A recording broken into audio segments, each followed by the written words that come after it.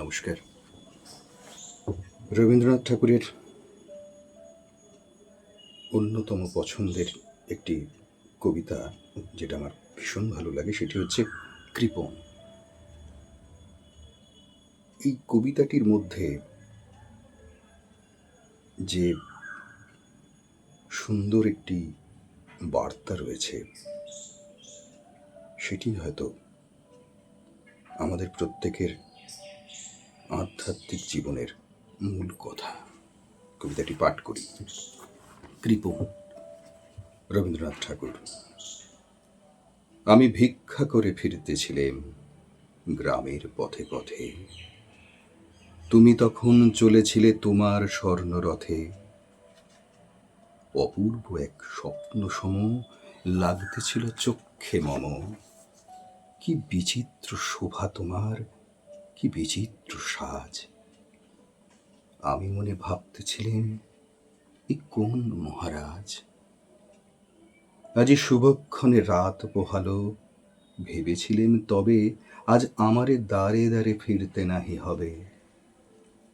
বাহির হতে নাহি হতে কাহার দেখা পেলেম পথে, চলিতে রথ ধনধান্য ছড়াবে দুই ধারে। মুঠা মুঠা কুড়িয়ে নেব, নেব ভারে ভারে। দেখি সহসা রথ থেমে গেল আমার কাছে এসে। আমার মুখপানে চেয়ে নামলে তুমি হেসে। দেখে মুখের প্রসন্নতা জুড়িয়ে গেল সকল ব্যথা। হেনকালে কিসের লাগি তুমি অকস্মাৎ আমায় কিছু দাও গো বলে বাড়িয়ে দিলে হাত।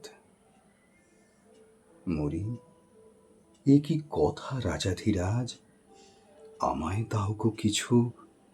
শুনে ক্ষণকালের তরে রইনু মাথা নিচু। তোমার কি বা অভাব আছে ভিখারি ভিক্ষুকের কাছে। এ কেবল কৌতুকের বশে আমায় প্রবঞ্চনা। ঝুলি হতে দিলেন তুলে একটি ছোট কণা। যবে পাত্রখানি ঘরে এনে উজাড় করি, এ কি ভিক্ষা মাঝে একটি ছোট সোনার কণা দেখি। দিলেন জাজ রাজ ভিখারিরে, স্বর্ণ হয়ে এলো ফিরে। তখন কাঁদি চোখের জলে দুটি নয়ন ভরে। তোমায় কেন দিইনি আমার সকল শূন্য করে।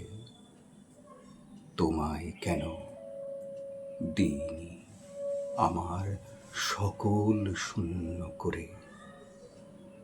তোমায় কেন দিইনি আমার সকল শূন্য করে।